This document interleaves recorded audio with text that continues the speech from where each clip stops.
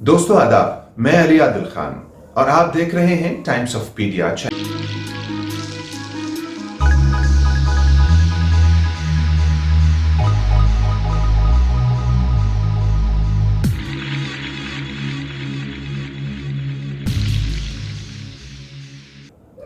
दोस्तों, आजाद भारत में आंदोलन का इतिहास बताता है तत्कालीन सरकारों को जनता के संवैधानिक अधिकारों की मांग के आगे झुकना पड़ा था, जबकि वर्तमान सरकार किसी भी कानून को बनाने या हटाने के लिए एक इंच भी पीछे हटने या आगे बढ़ने से मना करती है। इससे पहले कि हम आगे बढ़ें, आपसे दरखास्त है, निवेदन है कि आप अपने चैनल टाइम्स ऑफ पीडिया को सब्सक्राइब कर लें, मेहरबानी होगी।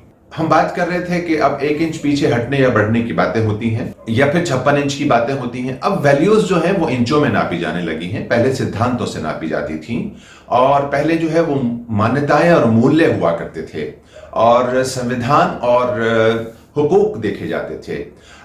इसीलिए आंदोलनकारियों ने सरकार को दमनकारी सरकार या हिटलरशाही सरकार का नाम भी दे दिया है। कितना सही है वो आप जानते हैं। हालिया सीएए और एनआरसी का 2019 का आंदोलन जो विश्वव्यापी था और आज दिसंबर 2020 का किसान आंदोलन भी विश्वव्यापी हो चुका है और ये दोनों आंदोलन जो हैं वो बीजेपी के शासन में ही हुए हैं, ये भी आप जानते हैं। अभी तक वो अपने बनाए कानून से पीछे न हटने पर अडिग हैं। एक इंच भी पीछे न हटने की बात वो कही जा रही है और ऐसा लग रहा है क्योंकि अब जो प्रैक्टिस हो रही है सरकार की तरफ से उसमें देश भर के अंदर जो इस तरह का माहौल बनाया जा रहा है कि अपोजिशन है, उसमें विरोधी हैं, उसमें खालिस्तानी हैं, उसमें पाकिस्तानी हैं और आंदोलनकारियों के अंदर जो है अराजक तत्व आ गए हैं, दिस एंड दैट। ये सब चीजें जो है इस तरफ इशारा करती हैं कि शायद इन कानून को वापस लेने की बजाय उन कानूनों को वहीं रखा जाएगा और आंदोलनकारियों को हमेशा की तरह जो है वो रेबेल कहकर और उनको जो है वो बागी कहकर और उनको दुश्मन कहकर देश के और 62 की लड़ाई के जो है वो साथी उसके अंदर मौजूद हैं। ये बहुत शर्मनाक बातें हैं। खैर, इन पर हम अभी बात कर रहे हैं, लोग बातें कर ही रहे हैं, इस पर बात करने की जरूरत नहीं, लेकिन हमारा मकसद था यहाँ आपको हम आंदोलन का इतिहास बताना चाहते थे कि देश में आंदोलन कब और कहाँ हुए और उनका निपटारा कैसे हुआ। उस वक्त की सरकारें और आज की सरकारों में थोड़ा सा क्या अंतर है या ज्यादा अंतर है, ये आप फैसला कर लीजिएगा। कानून बनाने के बाद पीछे हटने या आगे बढ़ने की होती है तो उसमें जो है वो सिर्फ संवैधानिक वैल्यूज देखी जाती हैं और लोकतांत्रिक वैल्यूज देखी जाती हैं, देश और समाज और जनता का हित देखा जाता है। अभी तक वो अपने बनाए कानून से पीछे हटने की बात नहीं, मतलब अडिग है उस पर, जबकि जनता के संवैधानिक अधिकारों के आगे झुकना कोई अपमान की बात तो होती नहीं, बल्कि ये सरकारों का सम्मान और प्रतिष्ठा को बढ़ाता है, जैसा कि इतिहास बताता है, जैसे कि तारीख बताती है। चलिए हम आपको लिए चलते हैं इससे पहले के आंदोलनों की तरफ। आपको याद होगा कि एक किसान आंदोलन 1988-89 में हुआ था। उस समय तत्कालीन प्रधानमंत्री राजीव गांधी थे और महेंद्र सिंह टिकैत की अगुवाई में वो आंदोलन हुआ था। बहुत विशाल वो आंदोलन था। 25 अक्टूबर 1988 को महेंद्र सिंह टिकैत के नेतृत्व में दिल्ली के बोट क्लब पर जो है वो 14 राज्यों के लगभग 5 लाख किसानों ने अपना डेरा जमा लिया था। आपको याद होगा कि किसानों के समूह ने विजय चौक से लेकर और इंडिया गेट तक अपना कब्जा जमा लिया था। पूरी दिल्ली ठप हो गई थी। बैलगाड़ियां उन्होंने वहां लगा दी थी अपनी और जानवर लाके खड़े कर दिए थे, भैंसें और गायें वहां बांध दी गई थी और ये सब उनके प्रदर्शन के अधिकारों को लेकर जो है वो सरकार की तरफ से थोड़ी ढील बरती गई थी। सरकार जानती थी कि उनका जो है वो संवैधानिक अधिकार है, लिहाजा वो थोड़ा ढीली थी। हालांकि किसानों को रोकने के लिए लॉनी बॉर्डर पर जो है वो पुलिस ने फायरिंग भी की थी और उसमें हमें याद है कि 2 किसान राजेंद्र सिंह और भूप सिंह की जो तारीख में लिखा है, राजेंद्र सिंह और भूप सिंह की मौत भी हो गई थी। इसके बाद पुलिस और सरकार की काफी किरकिरी हुई और पूरे देश में और विदेशों में भी जो है इसकी चर्चा हुई। उसके बाद क्या हुआ कि सरकार को झुकना पड़ा।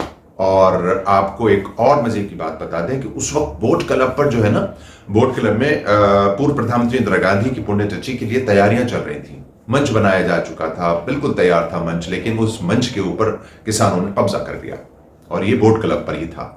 तब टिकैत ने केंद्र सरकार को चेतावनी देते हुए कहा था, बाबा टिकैत ने, कि सरकार उनकी बात चूंकि नहीं सुन रही है इसलिए वो दिल्ली आ पहुंचे हैं और अब यहां से अपने अधिकारों को लेकर जाएंगे और किसानों की मांगे पूरी करा कर जाएंगे। इसके बाद किसानों का यह आंदोलन 7 दिन तक चला।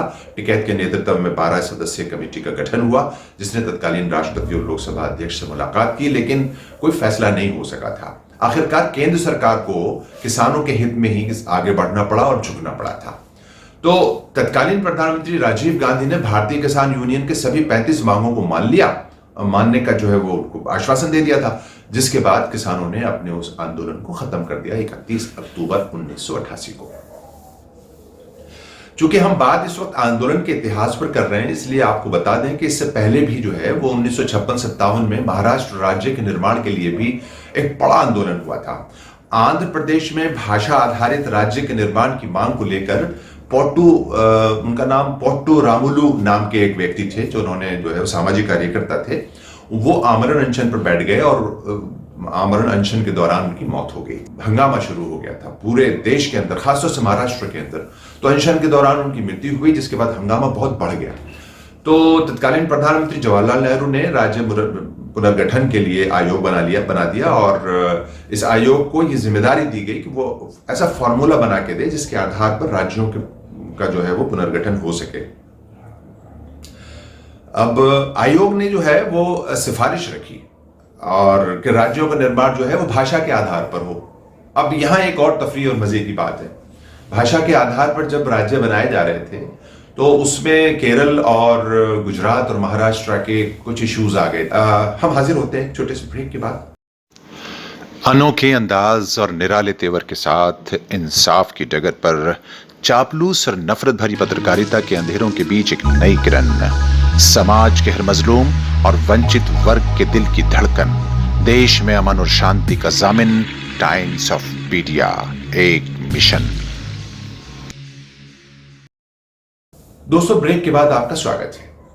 तो हम आपसे बात कर रहे थे कि जो राज्यों के निर्माण की बात चल रही थी वो भाषा के आधार पर करने की बात हो रही थी। इसी के अनुसार अनेक राज्यों का गठन किया गया था। परंतु यहां एक और मजे की बात यह है कि वर्तमान दोनों ही जो बीजेपी शासित प्रदेश मराठी और गुजराती भाषाओं के आधार पर राज्य नहीं बनाए गए थे, ये दोनों जो है वो स्टेट नहीं थे, भाषाओं के आधार पर ये बन नहीं पाए थे। हालांकि तमाम देश के अंदर भाषा के आधार पर स्टेट्स बन गए थे। इससे मराठी और गुजराती भाषियों में भारी गुस्सा फूट गया था, जो स्वाभाविक था। बड़े पैमाने पर हिंसा हो रही थी उस दौर में। उस समय भी महाराष्ट्र की मांग को लेकर लाखों लोगों ने दिल्ली के लिए पैदल मार्च किया। मुंबई से महाराष्ट्र झाला पाहिजे, उस समय का एक आंदोलन का नारा था। जब नेहरू जी से पूछा जाता था कि वो महाराष्ट्र और गुजरात राज्य को क्यों नहीं जो है वो बना देते और उसका दर्जा दे देते हैं, तो वो कभी कभी मजाक के लहजे में कहते थे कि मेरी एक बहन जो है वो की ससुराल महाराष्ट्र में है, दूसरी की गुजरात में है, तो मैं चाहता हूं दोनों एक ही राज्य में रहें। अब अलग अलग राज्य बन जाएंगे भाषाओं के आधार पर, तो फिर वो अलग अलग हो जाएंगी। हालांकि हमें जनता की भावनाएं होती हैं, उनके साथ मजाक तो होता नहीं, लेकिन कहा जाता है कि वो मजाक में ऐसा कहते थे। बाद में उन्होंने जो है वो बात मान ली थी और महाराष्ट्र को जो है वो जिसे कहना चाहिए दर्जा राज्य का दे दिया था। चूंकि मैं आपको फिर बता दूं कि हम आंदोलन की बात कर रहे हैं देश में। दूसरा महान आंदोलन तमिलनाडु में हुआ और उसकी वजह भी भाषा ही थी। ये बहुत इंपॉर्टेंट है। भाषा के आधार पर देश के अंदर काफी हंगामे हुए हैं। और जब हम बात भाषाओं की कर ही रहे हैं, तो अब जब उर्दू भाषा की बात आती है तो उर्दू भाषा में लोगों के जो प्रशासनिक पत्र होते हैं वो कबूल नहीं किए जाते हैं। बहुत सारे स्टेट्स की इसकी शिकायतें मिलती हैं। ऑल इंडिया यूनानी तिब्बी कांग्रेस और ऑल इंडिया उर्दू ऑर्गेनाइजेशन वगैरह जो है इस संबंध में संज्ञान लेती रहती हैं और उनका मानना यह है कि हम उर्दू को चूंकि सरकारी तौर पर दूसरी जबान देश की और कई राज्यों की जो है वो उसको मान्यता मिल चुकी है, लेकिन उसके बावजूद उन स्टेट्स में उर्दू को वो अभी दर्जा हासिल नहीं है। उसके साथ पक्षपात की वजह से जो है वो उनको हक नहीं मिल पाता है, तो उर्दू पर भी एक असर है। लेकिन चूंकि इस वक्त बात हम आंदोलन की कर रहे हैं, उर्दू को लेकर कोई बड़ा आंदोलन नहीं हुआ है। वो कब होगा हमें नहीं पता, होगा भी नहीं होगा। लेकिन जो तमिलनाडु में जो है वो आंदोलन किया गया था भाषा को ही लेकर, वो 1965 में किया गया था और 1965 में संविधान में एक संशोधन किया गया जब अंग्रेजी जबान आमतौर पर तमाम स्टेट्स में जो है वो पहली जबान थी और सारा काम अंग्रेजी में होता था, या फिर फारसी जबान थी, यानी ब्रिटिश पीरियड के दौर की बात अगर हम बात करें, और फिर अंग्रेजी उसमें मिक्स कर दी गई थी, फिर अंग्रेजी आ गई थी। तो क्या हुआ कि 1965 में संविधान में एक संशोधन लाया गया और उसमें ये कहा गया कि अब अंग्रेजी जबान जो है वो लिंक लैंग्वेज नहीं रहेगी, यानी सरकारी दफ्तरों में कामकाज अंग्रेजी की जगह हिंदी में हुआ करेगा। इस बात को लेकर तमिलनाडु में भारी आक्रोश पैदा हो गया था। वजह यह थी कि हिंदी जबान में कामकाज का चलन तमिलनाडु में नहीं था और तमिल जो है वो तमिल लैंग्वेज में ही बात करना चाहते थे या अंग्रेजी में बात करना चाहते थे। वहां आज भी ऐसा ही है। तो तमिल इस बात को बर्दाश्त नहीं कर सके। पूरे तमिलनाडु में आंदोलन प्रारंभ हो गया और इतना बड़ा आंदोलन वो हुआ, इतना विशाल आंदोलन था कि सारे जो है वो नगर के हवा क्या कहते हैं रेलवे स्टेशन और बस अड्डे और ये जितने भी पब्लिक प्लेसेस हैं वो सब जो है वो बंद हो गए थे। इवन हवाई अड्डे, मद्रास का हवाई अड्डा जो है वो वहां पर आंदोलनकारियों ने अपना जमावड़ा बना लिया था। तो हिंसा हुई, मौतें हुई, ये सिर्फ जबान को ही लेकर था। तो उन दिनों लाल बहादुर शास्त्री प्रधानमंत्री थे। लाल बहादुर शास्त्री ने हालात की नजाकत और संवेदनशीलता को भांपते हुए फौरन इंदिरा गांधी को जो है वो डिप्यूट किया और उनका तुम तमिलनाडु जाओ। वो तमिलनाडु पहुंची, लेकिन जाने से पहले उन्होंने एक संदेश उन्होंने जो है वो भेजा कि किसी पर भी जो है वो बिना राज्यों के लोगों की मर्जी के किसी भी राज्य के अंदर जो है वो भाषा लादी या थोपी नहीं जाएगी, जबरदस्ती नहीं की जाएगी, वहां के लोगों से पूछा जाएगा। तो उनको डिप्यूट किया और वो मद्रास पहुंची। बाय दैट टाइम वो गुस्सा उनका ठंडा हो चुका था, चूंकि यहां से ये ऐलान पहुंच चुका था। ज्यों ही उनका ये संदेश पहुंचा, आंदोलनकारियों का गुस्सा भी ठंडा पड़ गया। और ऐसा होता भी है कि जब आंदोलनकारियों की बातें मान ली जाएं और एक्सेप्ट कर ली जाएं तो जाहिर है कि फिर आंदोलन का कोई सवाल ही पैदा नहीं होता। तो इसके बाद आंदोलनकारियों और सरकार के बीच बातचीत शुरू हुई और सफल भी हुई। शांति बहाल हो गई, लोकतंत्र और संविधान की जीत हो गई।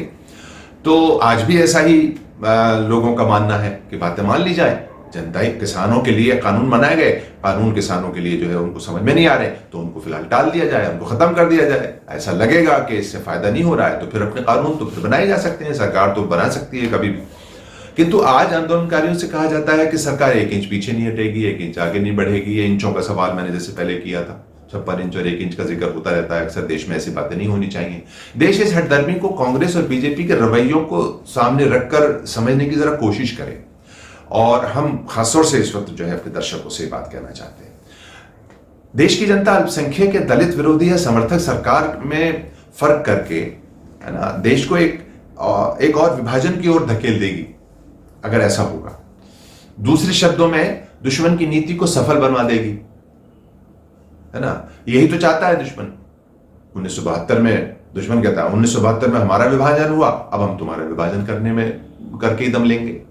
अब अगर देश में विभाजनकारी सत्ताधारी के लोग विभाजन की बातें करें, तोड़ की बातें करें, नफरत की बातें करें और उनके मंच से सांप्रदायिक बातें होने लगे तो उससे जाहिर है देश टूटेगा और वो दुश्मन सफल हो जाएगा। तो हमें ऐसा लगता है, कभी कभी ऐसा लगता है जैसे सत्ताधारी पार्टी में बैठे हुए लोग खुद जो है वो विभाजन की तरफ बढ़ रहे हैं या बढ़ा रहे हैं देश को। खैर, इस पर जनता अच्छी तरह जानती है कि नफरत से कभी जो है वो दिलों को जीता नहीं जा सकता है। तो नेशन फर्स्ट की बात करने वाले नफरत की राजनीति से जल्द बाज आ जाएं, वरना जब तक नफरत बोने वालों की आंख खुलेगी तब तक बहुत देर हो चुकी होगी। तो हमारा मानना यह है कि देश के अंदर अगर विकास लाना है, शांति लानी है और हमें वाकई विश्व गुरु बनना है, तो विश्व गुरु बनने से पहले हम लोगों को कि देश के अंदर एकता, अखंडता और संप्रभुता को जो है वो बढ़ावा देने के लिए खासतौर से सत्ताधारी पार्टी के लोग जो है वो नफरत की बाजीगरी से पास आए, वरना देश बहुत कमजोर हो चुकेगा। दोस्तों, वीडियो अगर पसंद आई हो तो लाइक, शेयर और अपने चैनल को सब्सक्राइब करने की जहमत फरमाएं। शुक्रिया बहुत।